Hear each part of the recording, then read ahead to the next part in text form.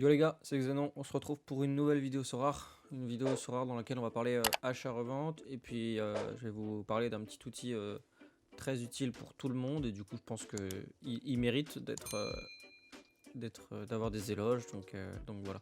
Donc, comme d'habitude, ma galerie elle a pas bougé depuis tout à l'heure. Enfin depuis la dernière vidéo, forcément je la tourne directement après. Donc voilà. Vidéo achat-revente, on va parler calendrier. Et pour parler calendrier, quand je dis calendrier, les trois quarts des gens ils vont dire waouh Vitali. Du coup, ouais, vous voyez ce Twitter là, ce mec là, il a créé un document qui permet de récupérer tous les calendriers de tous les championnats. Russie, Jupiler, Eredivisie, Bundesliga autrichienne, etc. etc. Donc voilà, on va lui faire une petite pub parce qu'on utilise tous son calendrier. Donc vous allez sur son Twitter, vous cliquez ici, ça vous affiche ça. Là c'est pour un suivi achat-revente, si vous voulez faire de l'achat-revente vous pouvez mettre. Moi j'ai fait le mien personnel parce que je le trouvais plus simple. Mais après vous faites ce que vous voulez. Il y a les effectifs, il y a le calendrier. Et là c'est le calendrier qui nous intéresse. Donc voilà. Alors comment on utilise ce calendrier? Donc, vous comprendrez bien, je vous l'explique en rapide. Mais ça c'est le nombre de journées restantes. Ça c'est quand, par exemple le petit 1 là, ça veut dire qu'il n'y a qu'une équipe. Il n'y a eu qu'un match pardon. Donc il y a eu deux équipes qui ont joué sur cette Games Week 223 du 30 novembre, il n'y a eu qu'un match en Suisse, il n'y a eu qu'un match au Portugal, etc., etc. Et ça peut être bien pour de l'anticipation. Je m'explique. Par exemple, vous voyez ce 1er mars. Ce 1er mars, il n'y a quasi personne qui joue, sauf l'Écosse, les Suisses, la Liga MX et du coup 4 matchs d'Asie. Donc 2 Coréens, 2 Japonais. Donc voilà, en gros, au niveau de la Challenger, par exemple, si vous avez envie d'anticiper sur de la Challenger, vous vous dites, ok, qui joue en Écosse, qui joue en Suisse. Bon, regarde déjà, je crois que sur ce rare, en Écosse, ça va arriver dans peu de temps, mais il me semble qu'en Écosse, il n'y a que des joueurs un par un qui sont couverts par ce rare, pas d'équipe entière. Donc l'Écosse, moi personnellement, il n'y a pas grand monde qui m'intéresse dessus parce que c'est des joueurs par exemple qui étaient en championnat turc, donc Sorar couvrait le championnat turc et qui ont été recrutés, transférés en Écosse et du coup en Écosse ils sont couverts, mais c'est parce qu'ils avaient une carte en étant en championnat turc. Je pense que je m'exprime pas trop mal. Et pour les Suisses par contre il y a une équipe qui est suivie, c'est Sion. Sion, c'est les seuls à être sur Sorar pour l'instant dans le championnat suisse.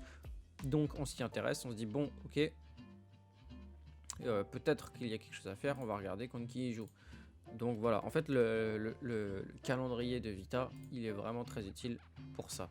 Parce que c'est pas quelque chose qu'on fait instinctivement d'aller voir chaque championnat, chaque jour, etc. Ou alors on le fait mais c'est hyper long, alors que là tout est fait pour nous. Vita il a tout préparé, on est tranquille, il nous a mâché le travail. On a juste à sélectionner à l'endroit dans lequel on veut investir. Donc moi je me suis dit tiens, je vais regarder pour Sion. Clac, donc je sais que Sion est couvert, on le voit bien là. Quand c'est pas couvert, il n'y a pas les têtes des joueurs. Et voilà, là souvent je me forme un 4 ou un 5 qui va potentiellement augmenter pour cette Games Week là. Donc voilà, là on va observer un peu. Donc on va faire comme si on allait faire de la. Enfin, je vais d'ailleurs le faire, mais là voilà, je vous le dis à vous. Je vais faire un 5 que je vais garder. D'ailleurs, je crois que j'ai déjà un joueur. Voilà, j'ai déjà un joueur. Je vais faire un 5 que je vais garder. Et en gros, voilà, quand le joueur n'est pas couvert, c'est ça.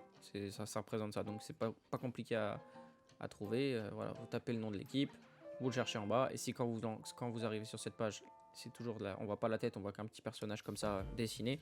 Ça veut dire que le joueur n'est pas couvert sur soi.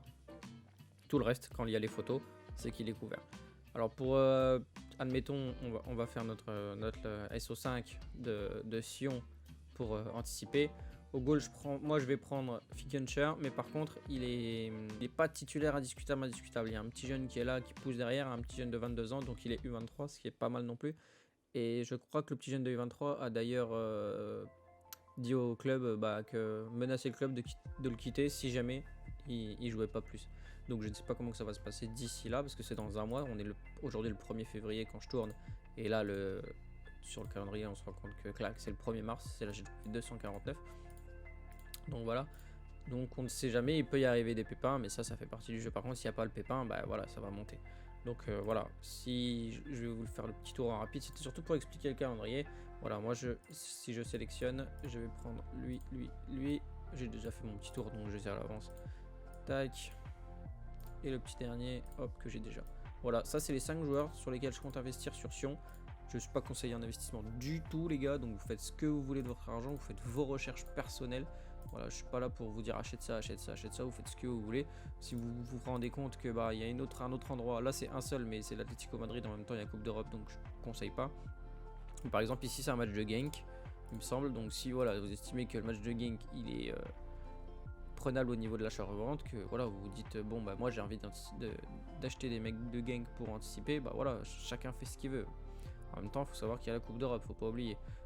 Pareil, si je crois que c'est en Liga MX qu'il y a voilà, 1er février, 1er mars pardon, la même GW que celle de Sion, en Amérique il n'y a que le Mexique. Donc pareil, je crois que Pumas, les UNAM, ils jouent les avant-derniers ou un truc comme ça, ils jouent des gens de bas de classement. Donc ça peut aussi être un investissement possible là aussi, parce qu'il n'y a pas grand monde, surtout sur celle-ci, à part la Coupe d'Europe.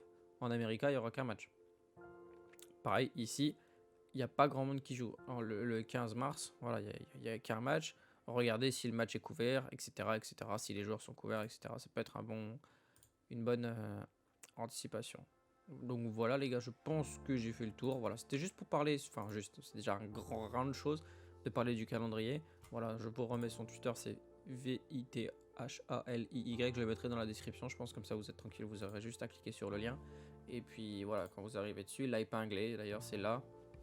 Donc voilà, big up à Vita parce que il fait un joli taf. Et puis voilà, même sur son Twitter, il y a des threads, des choses intéressantes. Donc voilà, il parle des nouveautés sur Hard Data d'ailleurs.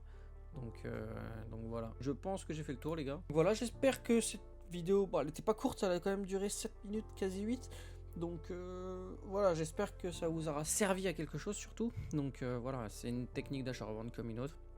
Anticipation de calendrier. La première vidéo qu'on a faite d'achat-revente, c'était anticipation de match-up, de journée. Donc on s'est rendu compte que Courtrai jouait le 18e, donc le dernier, le 16e, l'avant-avant-dernier et le 11e, alors que eux ils sont 8e, donc ils ont un calendrier à venir plutôt abordable, sachant qu'ils jouent les 18e entre les deux il me semble, ou en 3e peut-être, mais en tout cas nous l'objectif c'est de revendre entre le moment où ils jouent les 16e et le 18e, ou le 18e et 16e, je sais plus trop. Comme ça ils auront performé les deux matchs précédents normalement, donc les prix auront un petit peu monté. Et ensuite les gens ils vont se dire waouh, ils jouent le 18e là, je vais quand même les acheter voilà, pour que ça performe. Et du coup à ce moment là ils auront un petit peu déjà monté, nous on les aura achetés bien plus bas. Et à ce moment là on revend, on fait notre plus-value et tac, on trouve une autre équipe comme j'avais montré avec la Lazio je crois. Donc puis il y en a plein d'autres, hein. Je crois que c'est via un bon match-up, voilà, il y a plusieurs équipes, il faut juste les trouver en fait. Donc voilà, et là de la deuxième vidéo c'était surtout pour représenter le calendrier de Vita. Voilà, moi je vous dis les gars, à plus, c'était Xenon, et sur ce rare, bisous bisous.